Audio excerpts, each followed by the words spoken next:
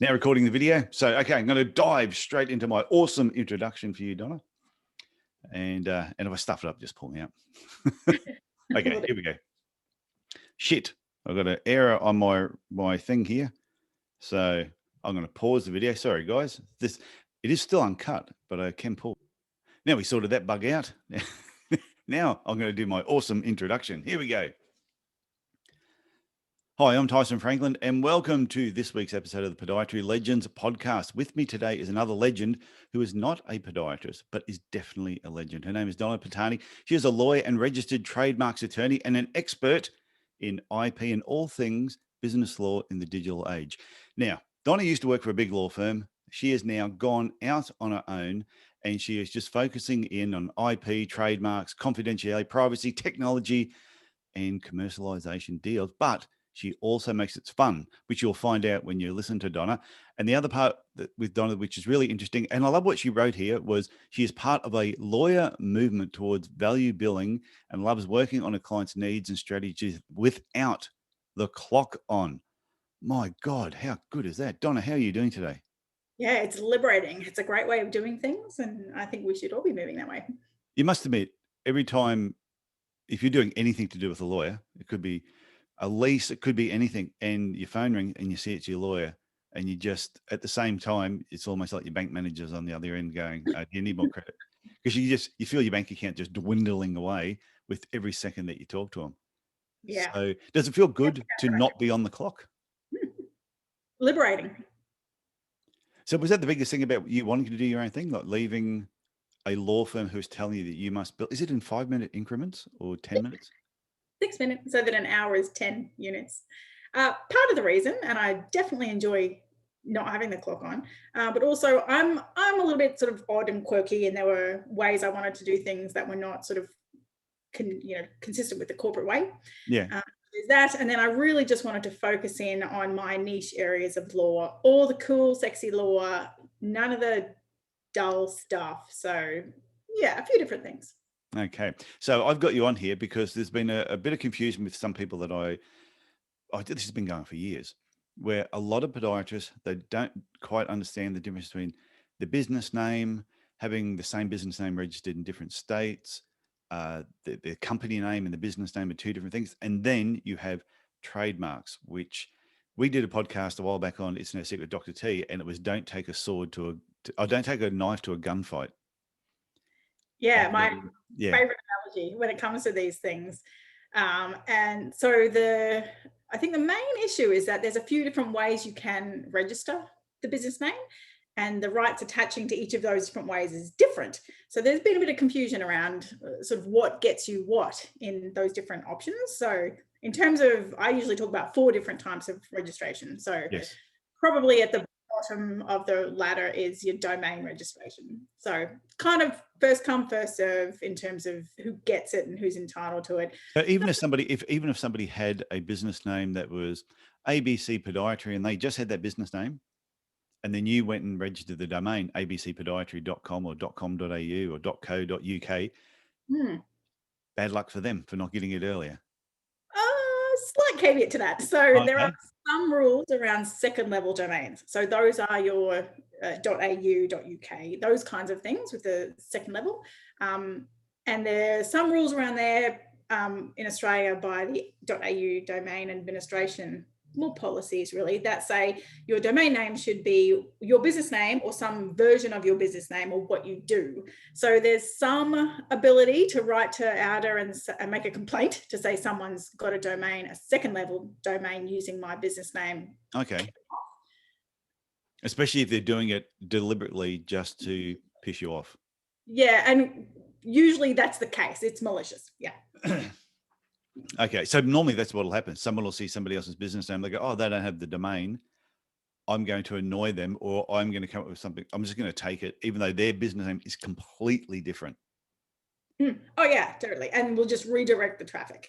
So there can be issues there and there can be options there, but quite often the bad guy in this scenario will get around it by saying, oh, but that's descriptive of my services, particularly if it's something broad like, Brisbane podiatrist or something like that. Still accurate for bad guy's business. So you sort of can't do much about that. Okay. So run through the four levels. So domain name, sort of Yep. down the bottom. Some options, but really more of a race. The next one is your company name. So your P2 Ltd or your LLC or wherever you're based, which is a registration through a government organization, and really is just what is your company called, and to sort of get you into that system. Next to that is business name registration, which used to be state-based in Australia at least, and is a system designed to protect consumers. And it's this flip side purpose that means that it doesn't give you what quite often people think it gives you. So it doesn't give you exclusivity or ownership in the name. Rather, its purpose is to ensure that consumers, if they have a complaint about your business, to be able to do a search and see who's running that business and which person or company they should be making their complaint to. Okay. So it sounds like the registration board. The registration board are there to protect the public, Mm-hmm. not to protect the podiatrist. Yes, yeah. So it's designed to work out who the hell you are, and was state-based in Australia up until 2012. And then we had this amalgamation, and the business name system was plugged into ASIC, which looks after company names. And in 2012, when that happened, we had this mass colliding of names where people had a registration in different states or different businesses in different states, and they're all coming onto the one register, and there were these conflicts and repetitions from all of the different state registers. So that was a fun year, sort of nutting out some of those battles there and working out how they can coexist and what the options are. Because I did know, so was that 2012 that changed in Australia? Yeah, a while ago now, hey. Because it used to be, I think you used to get your business name registered. Was it Office of Fair Trading? Yep. They did your business names, and then ASIC was company. And yeah, I did notice that all of a sudden it was ASIC doing both, but I didn't realize when it actually changed. Yeah, a while ago. And so the two kickers with that are business name registration is designed to protect consumers, so it doesn't give you exclusive use of the name. And the test that ASIC will apply when they're doing that registration is a lower threshold. So if there are two names that are similar but have slight differences, they will let them both coexist. Okay. Whereas in sort of option one out of that level of four, so domain names, company names, business names, trademarks is sort of the top floor, penthouse of options when it comes to registering your business name, your brand. And that system is specifically designed for giving exclusive rights. That's what it's all about. It's a far more rigorous process. It's still a national process. So once you're in, you're good Australia-wide. And the same will happen in every, country, basically. They'll have their own registration system to give national exclusivity. But the main benefit is that assessment process casts a wider net. So when a brand is being assessed, they're not just looking at, is something the same? They're applying this really broad test of substantially identical or deceptively similar. So it casts a bigger net in terms of what can coexist, and you get a sort of a broader reach because it will extend to marks that are substantially identical or deceptively similar to your mark. But once you're in, you've got that nice broad protection and exclusive rights throughout Australia for 10 years. So when you say deceptively similar, they say it's to try and stop somebody seeing another business who's got a really cool name. They go, oh, I wish I'd come up with that. So they try and come up with something that's got one letter changed in it, or it's got a 2 in it instead of TO or TWO. Try to be clever with it. Try to get the trademark. And they're going, well, you're in the same industry doing the same thing. No, you can't have it because it's too similar. There's no, for the public, that could be confusing. Yeah. And so a bad guy like that, my generic name for these people, bad guy, will probably register the business name and be like, yes, I got the business name, awesome, and just have no idea that he's putting himself or herself at risk. Because if you were trying to apply for the trademark, you'd get a flat no, because it's substantially identical and deceptively similar. And part of that assessment is subjective. What would consumers think if they were to see this mark and then that mark? So the trademark itself. So if you have a trademark, this is what somebody told me once, is once you have the trademark, on a regular basis, you should constantly be, whether it's every 6 months, just doing searches of your trademark or similarities to your trademark to see if anybody else is trying to use something. And somebody may have just unknowingly registered business name in a state which is almost identical to yours that you have a registered trademark for. And when that happens, if you do nothing about it, the longer they use that for, is it harder to stop them? Yeah, it can be. There's about 56 things that pile into that kind of assessment, but it's sort of all things being equal in terms of timing and whatnot. The person who has the mere business name is, as you said earlier, likely to have the knife in the gunfight. Yeah. Quite easy to take down something like that. But if it has been decades and there's some really closeness in the timing of first use, maybe they might be able to defend, but they'd certainly be on the back foot. Okay. What about if somebody's had a business name, they've used it for 10, 15, 20 years, and then some young upstart comes along who knows about trademarks, they might know how to do it themselves, or they've got a friendly lawyer like yourself who doesn't run on the clock, and they approach you to get it done. And they decide that they're going to do this trademark. They know that this business name exists, but they don't tell you. So you go and register the trademark, it goes through. Can they then stop that person using it? Yeah, this would be a fun fight. Which side would you rather be on? Probably the trademark side, mainly because it's the higher ground in a way, because it's the better registration and it's a process designed for that. The earlier user in this case would be the defendant. So you're on the back foot to start with. And then even if they've had it for 20 years and they've been using that name and everybody knows who that, and they've got caps and shirts and that's what they called. Some younger person coming through can go and register that trademark and screw them over. Well, look, depends on how good all the lawyers are, hey? So there would be a defense in terms of timing, and there's a couple of sort of nuances in how that works. And so it can be a defense to infringement to say I have prior use, essentially, and you could run that argument. If the trademark owner wants to take you down and you have to fight about it, quite often that'll end up in some sort of settlement. So quite often the long-time user is running a sort of an SME, small business within a particular physical area. And part of that settlement negotiation might be, well, we'll let you continue to operate in your little physical area. And we're okay with that. We're going to take our trademark, which is national rights, and sell everywhere else. Yeah. So quite often it will settle. And generally the motivating factor for that is the cash to run the full fight, really. Yeah. And there's more businesses, like especially in podiatry, that are having multiple clinics and are expanding and covering broader areas. So pretty much anyone who's got a business name now who does not have a trademark, if they wanted to reach out to you, what's the best contact details? I'll get this out of the way now before I forget to ask at the end. So if somebody want to reach out to you, Donna, how do they do it? Probably via email is the best. me@donnapatane.com.au. I'm also on LinkedIn, Twitter, with the tag Donna Patane or Donna Patane 5, my favorite number. Okay. Well, I'll put that all in the show notes anyway. So I always thought if you had a business name for a long period of time, and even if somebody registered the trademark and they were being bad guy, that you would be able to protect yourself, but that's not always the case. Yeah, well, you'd have a defense to infringement, but that doesn't equate to you have national exclusivity, which is a bit of a fine line, but can be annoying. And I suppose my main message, particularly for those who are starting or have sort of a comfortable business, is think big.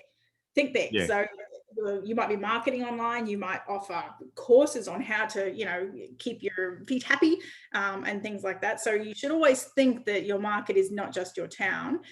Think bigger. What if you do decide to franchise or branch out and open other stores? And to be in the best position to do that and have a consistent brand is to ensure that you've locked it down sort of early on. No, that's a good point. And we had an issue when we had our shoe shop, Walk-Right Footwear, and we had registered Walk-Right as a trademark. Then I was doing, like I did every 3 months, just doing a search, and all of a sudden there was a brand in the United Kingdom that were trying to bring their footwear into Australia. I saw I don't know if it was on a message board. It was just somewhere I came across it. And then they approached us and said, "Oh, do you mind if we come in and sell footwear under that name, Walk-Right?" We went, "No, we do." Yes, we do mind. Yeah.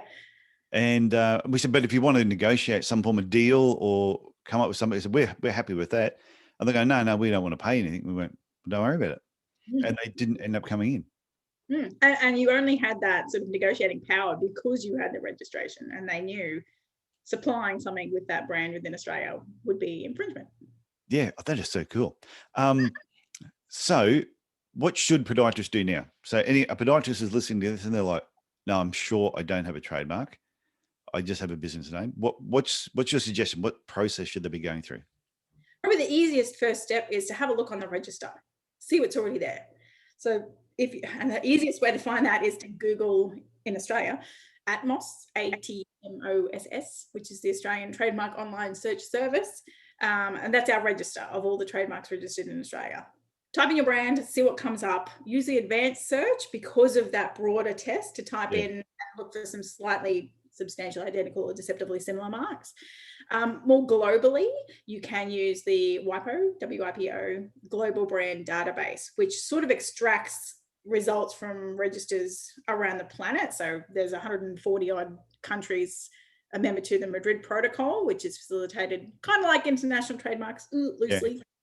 So there's a process where you can effectively search sort of most of the planet through the WIPO website.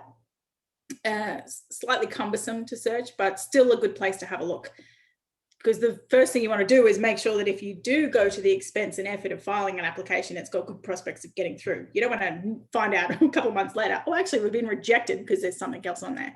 Yeah, so, and I've got a number of trademarks, and I've had a couple rejected as well, not because they existed, but because the words that I had put together, they sort of said, no, but that applies to everybody. So therefore, I could not get that trademark. And I think one of them at the time was keeping active feet healthy. It was something along those lines. It was like a tagline that I wanted to get a trademark on. And it got rejected because they said, no, because doesn't everybody want to keep active feet healthy? It was something along those lines. Yeah. So let me get a little bit lawyery. File an application and you specify your mark and the classes of goods and services that you'll provide. IP Australia and most registration systems around the planet will conduct two tests. The first test is it substantially identical or deceptively similar to anything else we've already got on our register? If so, they will cite that mark and say, you can't have it because it's substantially identical and deceptively similar to this other mark. That's the first test. The second test is it inherently distinctive? Is there something in it that is sort of unique to your business? And sort of the flip side of assessing that is it descriptive? So if it's descriptive, it's not inherently distinctive. They're polar opposites. Yeah. So if you file something that is descriptive, Brisbane podiatrist, keeping feet healthy, something like that that's descriptive of your goods or services or your location, you will get rejected because it's descriptive and not inherently distinctive. And the argument for that is, with this registration, we're about to give you 10 years of national exclusive rights. So we want to make sure that it's not something that other traders will want to use without improper motive, so not maliciously. Yeah. In their provision of their goods and services. So others should be able to say, well, I'm a podiatrist in Brisbane, so I should be able to use that phrase. That's the underlying reasoning for that. Yeah, and I keep feet healthy, so why can't I be wrong? So, and when we like to keep feet healthy, and I can't go, hey, I have the trademark on keep feet healthy. Yeah, because others need to be able to use it. Okay, so no, I forgot what I was going to say. I'll add though. I'll add. There is a practical sort of issue in this, right? Because in order to get that national exclusivity, your brand has to be distinctive and weird, kind of. The more creative or made up, the better, because it will be more distinctive, easier to trademark, easier for you to build up goodwill in that unique name. The flip side of that is, but my SEOs, how do people find me? If I am Brisbane podiatrist, that's what people are Googling. I want them to be able to find me. Yeah. So you've got to have this split of intentions to get it through a trademark registration, but also to make sure you still can be found on the internet. So do that by using other things, such as the wording within your website, using AdWords, other things like that. Because whatever you want to use for SEO is probably not going to hit the bar for trademark registration. They're sort of polar opposites. Okay. So the question I was going to ask was, when you're putting a trademark together, what we're talking about at the moment is word marks more than a logo. So, but you can do both at the same time. You can. And hot tip, if you do have something that is perhaps a little descriptive, you can create distinctiveness by building out the logo, by adding distinctive features. So it might be, you know, an unusual, a foot's probably not going to cut it because that's fairly sort of descriptive. But if you add some unusual logo and coloring and really sort of build out the mark to add more detail, that might get it through, but it won't protect the words on their own. It'll only protect as it looks. So for marks that are sufficiently distinctive, I would usually suggest two applications, one for the words to protect those in any color or font or format, and then a separate one for the logo to protect the visual appearance. Perhaps it's your icon, etc. So you get this broader protection of what it says and what it looks like. Yeah, because I remember when I had a particular business name that I got it registered, got the trademark, that was fine. But I also had a logo. I never worried about registering the logo. But then someone that I worked with who shall remain nameless, Bad guy. bad guy. Yeah, we'll call him bad guy. We parted company, and then they ripped off part of my old logo. So I changed my logo slightly. Well, I changed my logo, but then they ripped off my old logo to their business. So they went out on their own, different business name, but kept the old logo or part of the old logo, which sort of tied it in together. And there's nothing I could do about it. Yep. Can get messy. Okay, another question. Can you register a color with a particular business name? So if I had my podiatry business and I had a distinct Barcelona red AC3B37 off the top of my head, can you register that with your business or no? The short answer is yes. It is possible to register a color trademark, as it is possible to register a sound or a scent. So if you register have a sound. Oh yeah. My favorite one on the system at the moment is Boost from Boost Juice. Okay.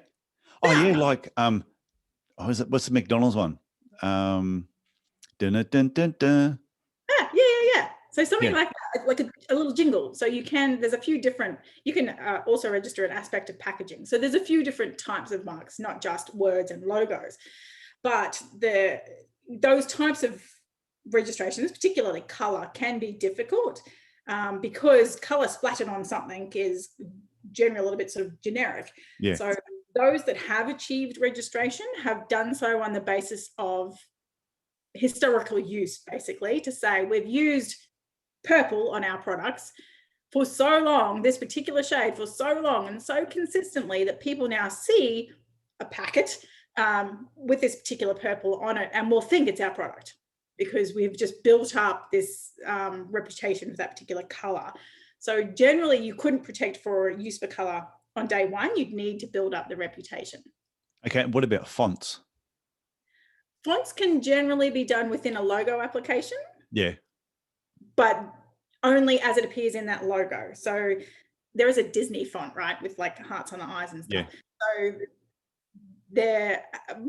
So you can have a font and use it within your business, but you won't be able to register sort of the alphabet as it, because the trademark registration will only register as it looks in that particular icon or brand. Okay, no, that's right. Only reason I ask, have you ever been into an Aldi store? No, we don't have Aldi. I know we don't have Aldi. So when you go down south, I don't know if you ever get out of Cairns, but usually I don't like here. But you go to like an Aldi store and they'll have like all these products there that look very similar to existing products, the same color, the same everything. But, you know, say for example, instead of being Samboy chips, it'll be Sam Bay chips. Everything else looks exactly the same. And it cracks us up every time we go in there. Yeah, Aldi are pro at this and they are regularly fighting about it, defending themselves. And I suppose they've got the budget to have those fights in their entirety. So they did that recently with Moroccan hair oil. Yeah. There was a case recently where they had, so there is some like super, clearly not something I'm into, super expensive premium brand of Moroccan oil for your hair. And they had used similar getup. So getup is speak for what it looks like on the shelf, the bottle and stuff like that. And will sail very close to the wind, but will have the cash to have the fight entirely. And they will create enough distinction where it's the average consumer, because it's a bit of a subjective test in terms of are they, you know, deceived or whatnot. The average consumer will be like, oh, it's kind of like that. This is obviously the Aldi cheaper version. Yeah. So they'll use enough to like trigger your mind, but not enough to confuse you into thinking you're buying a premium product. So they're great at this. So a company like that, for example, and even say in the podiatry industry, because that's what we're talking about, is sometimes if you've got a big enough budget, you can fight if you want to fight. But sometimes you've got to realize at what point do you go and see a lawyer and they go, this is what it's going to cost you to fight, especially if you're the person holding the sword and the other person's holding the gun. Yeah. You go, is it worth the fight, or should I just rebrand? And then if you're going to rebrand, is bloody get a trademark. is protect yourself. And I've seen people get screwed the first time because they didn't have a trademark. So they go and register a new name. And I ask them, did you get a trademark? Oh, no, I didn't worry about it this time. Face palm. Oh, or at least search broader than the ASIC, the business name registration. Have a look on the trademarks register, because if you're introducing it now, you're dead, man. You're dead in the water. Okay, so somebody now, they've got the business name, they want to register as a trademark. They contact you. What's the process that you actually take them through? So first thing I always do is search the registers to make sure it's available. Then I'll do an initial assessment and give some advice on prospects, because you want to know if we're launching into this, is it going to get through? And I'll apply my own sort of field test as to whether or not the mark is going to pass those two tests. Is it identical or deceptively similar to another mark? And is it inherently distinctive? So I'll give an opinion on whether or not I think it's okay. And if we need to have a play with it, because it perhaps might be a bit descriptive, what we could do to get around that issue, because quite often the business has already been trading for years, and that, we want to make sure we can keep this brand and just get this protection. Once we're happy with that and it looks okay, we put together an application which sets out who the owner is, the address for service, and what logo we're going to do. We're doing the name or the logo. Is there a combination? Is there a tagline? What other bits and pieces? Just on the aspect of the owner of the trademark, should it be under a personal name, company name? If you have a family trust, should it be owned by the trust for protection? Is there another level of protection to protect the trademark? Oh, this is loaded. Okay, so a couple of things. You can. So, I mean, I suppose in podiatry, it's not a particularly risky type business. It's not something where someone's going to get eaten by a shark or seriously Not injured. usually, no. Not usually. So if for businesses that do have some element of risk, I would usually suggest pulling apart the IP and holding it in a separate entity. Otherwise, the application should be in the name of the entity, so a sole trader or a company or whatever the entity is that's running the business. Because, hot tip, if you have yourself, or even if you accidentally file in the name of the director instead of the company, the mark can be susceptible to removal for non-use because it's not being used by the registered owner. Oh, you stole one of the other questions I was going to ask, but that's all right. So if the application has been made in like my name, but I operate under a company and I don't put any formal license or control measures in place to say, I'm controlling the company's use of the brand, and enough time lapses, 3 years, then any other person can apply for removal for non-use. So is that the rule? So if somebody has a trademark, they own the trademark and they do not use that trademark actively, they can lose that trademark. Yeah. Can somebody else reapply to take it? Yeah. This is where half of the fun is, right? And I've used this a couple of times where I've noticed that a trademark is, when I'm in the position of the knife holder, I will always check who the mark is registered to and who the business name is registered to. And if there's an inconsistency or it looks like the trademark is in the wrong name, I will threaten an application for removal for non-use, because it's This is a funny. I'll point out to everybody. This is we've been talking now for half an hour. This is the longest I've spoken to Donna without her swearing. So she comes across very jovial and very nice, and I bet she is very ruthless when she needs to be, which is fan. And if you're watching the video, if you haven't seen the video, go to the video and you'll see Donna, and you'll go, "Oh no, butter wouldn't melt in her mouth." Oh no, it melts and more. It boils when she gets fired up. So we're going through the process. So you do a search. So I'll let you go on with that. I sidetracked you. Yep. When you put the application together, you've got to specify what goods and services you're providing. So it might be that in your office, you're supplying the services, so podiatry services, as well as footwear, and you might have other creams or other things like that. And so every single good or service on the planet falls into one or more of 45 classes. And those 45 classes are consistent at WIPO level as well, the NIST classification classes. So you've got to specify which of those you're providing, because you pay application fees per class, and then you are protected in the class that you register. And is that why you can, that's why you can have two trademarks which are very similar name, but one is in automotive and the other one is in medical. They're completely different. So there is no confusion. Correct. Yeah. There's, I feel like I keep opening this can of worms. So there are some ways of dealing with that, and some brands can lodge defensive trademarks, which is in classes of stuff that we're not doing, but we've got a reputation so big at this point, we really need to make sure that we're covering the marketplace. Because if someone was to suddenly provide a Macca's footwear, wouldn't it be the same thing that if somebody had a group of medical centers called Hooters?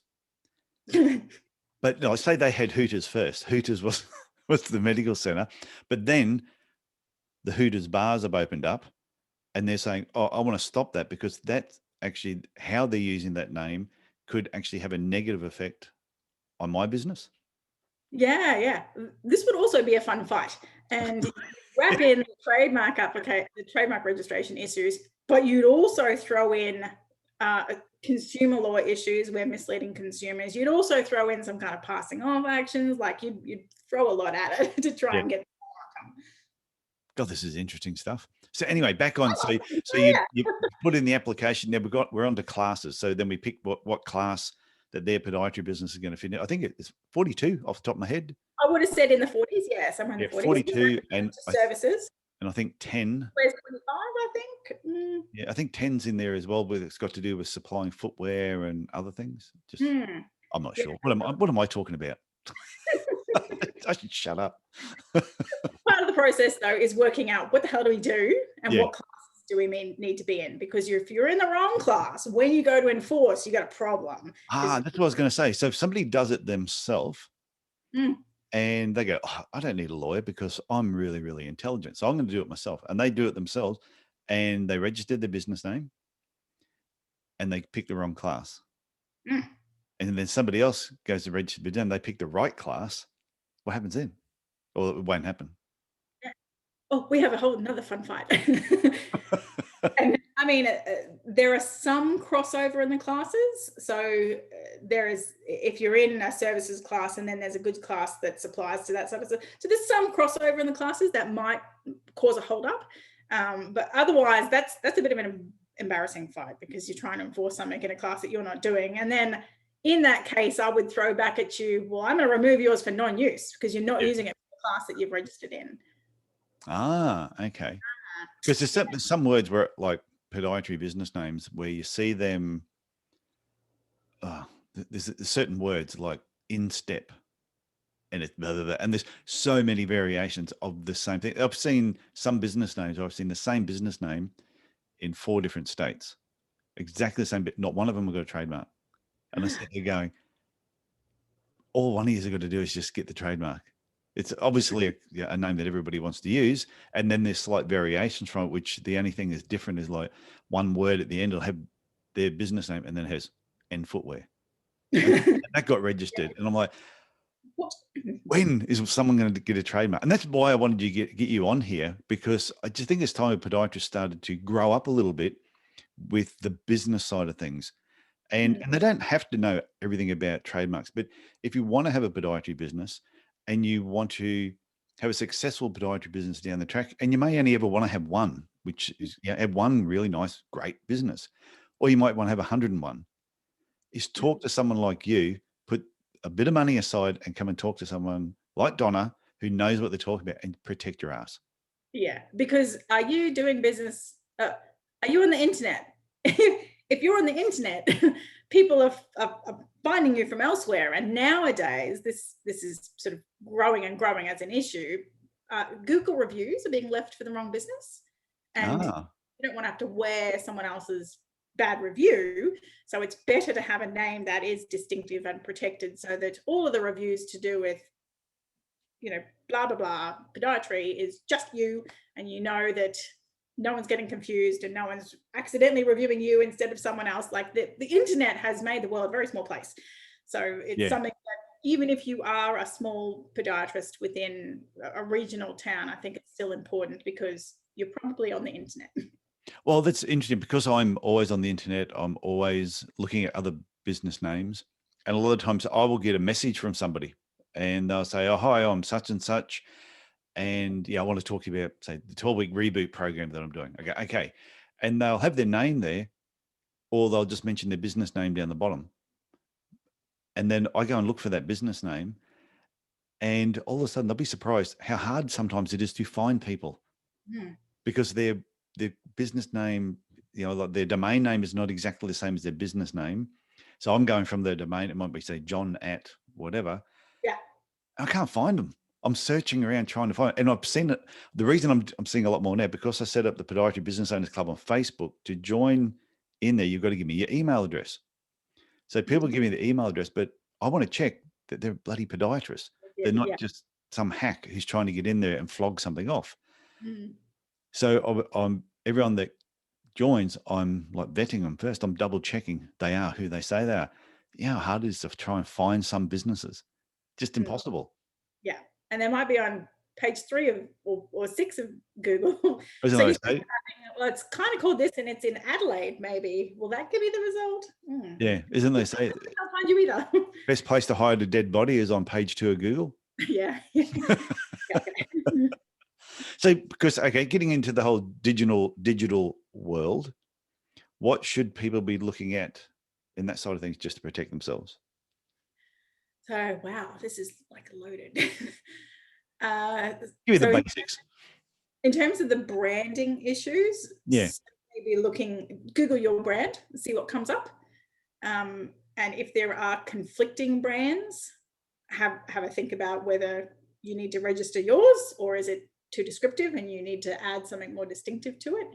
Then have a look at those other registrations and see if there's something else you can do. So is there a domain you found and perhaps there's some action you can take through AUDA or ICANN, which is the sort of world level. There's a fly in my room. So have a look at look at the business name registration, only because it's usually the best source of truth for duration when someone has started a brand.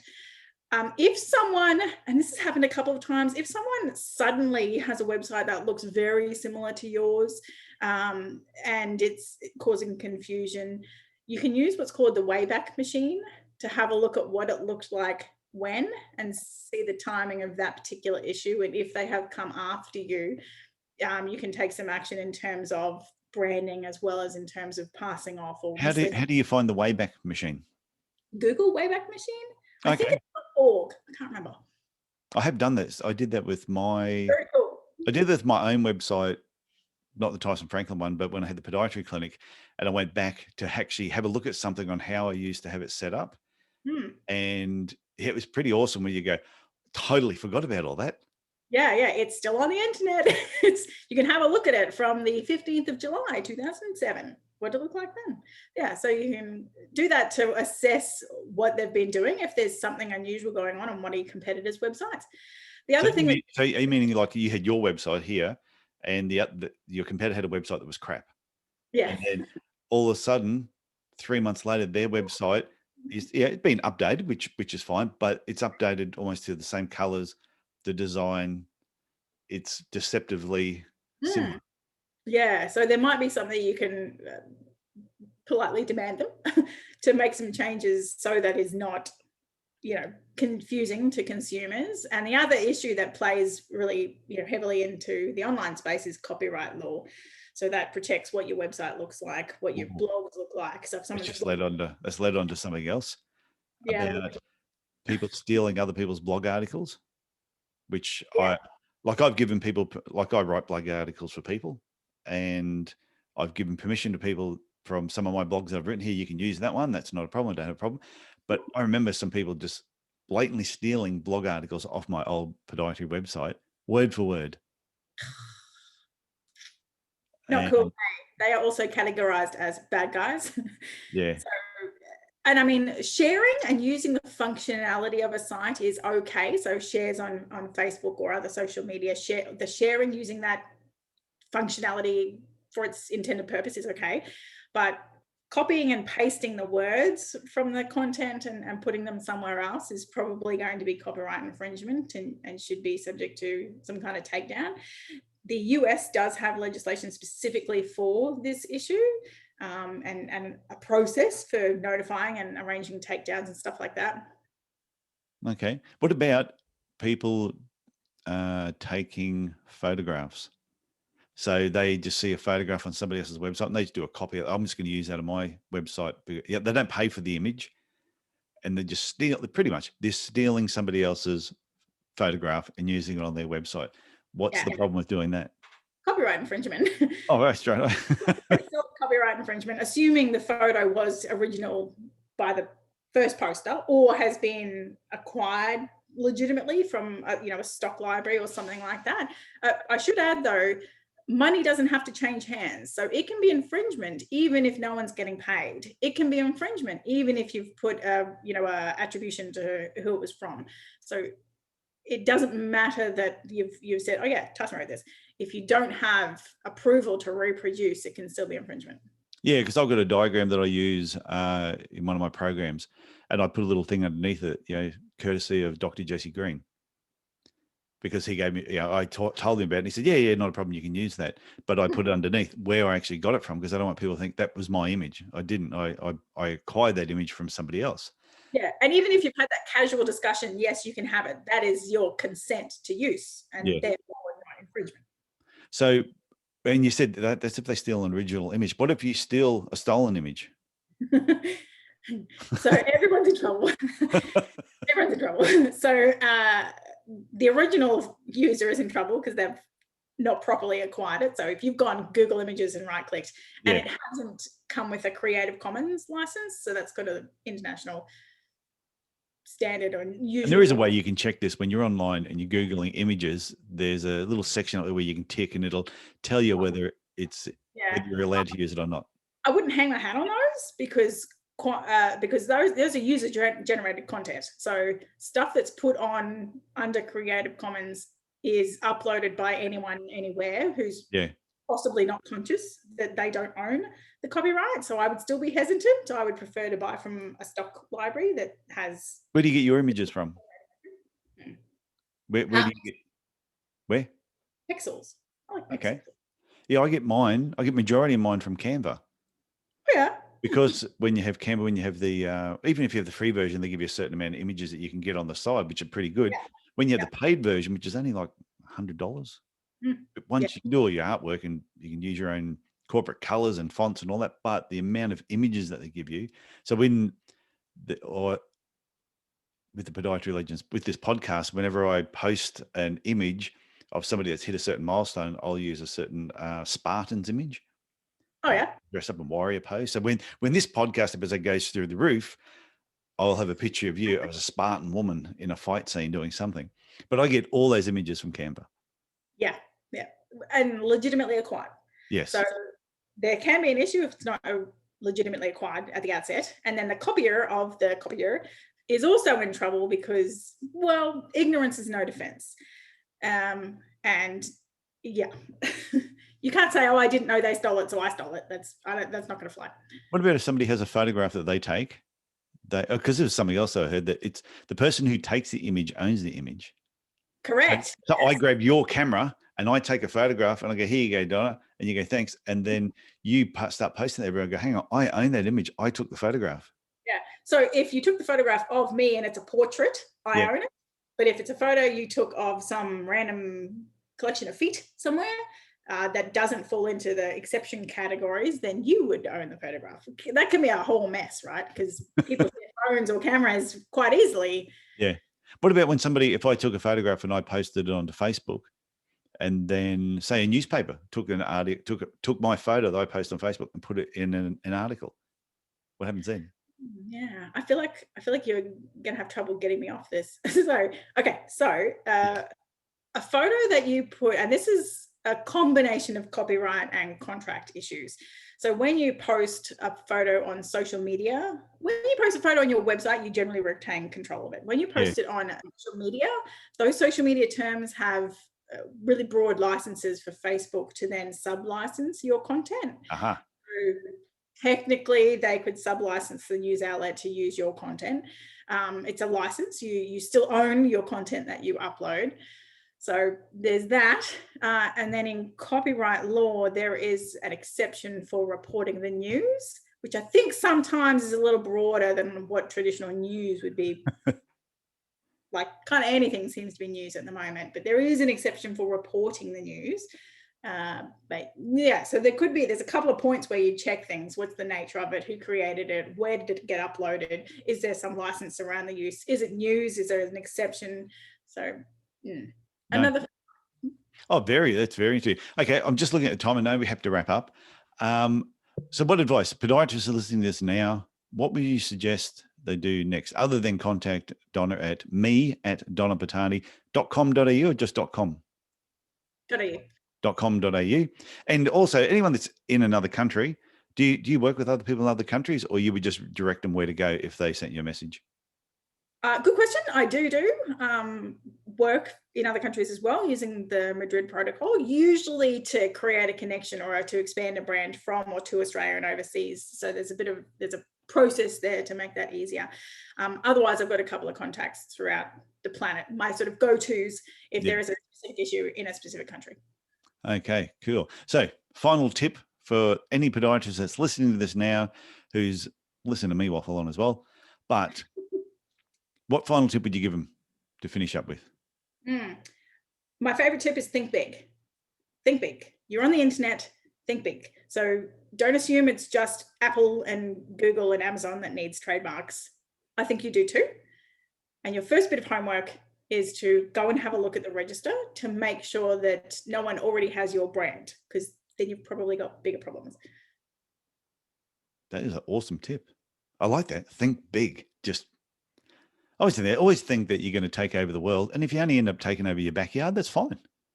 Yeah. And it's not, don't be afraid of the cost. A trademark application is not thousands and thousands of dollars. It's probably $1,500 to $3,000, maybe, depending on your number of classes. Detailed. Well, just how detailed and how many classes you got to go, which to cover your bum so that you don't get sued. Yeah. It's good for 10 years. That's for 10 years. And then at the end of 10 years, you pay a renewal fee. Good for another 10 years. That's a massive bang for buck.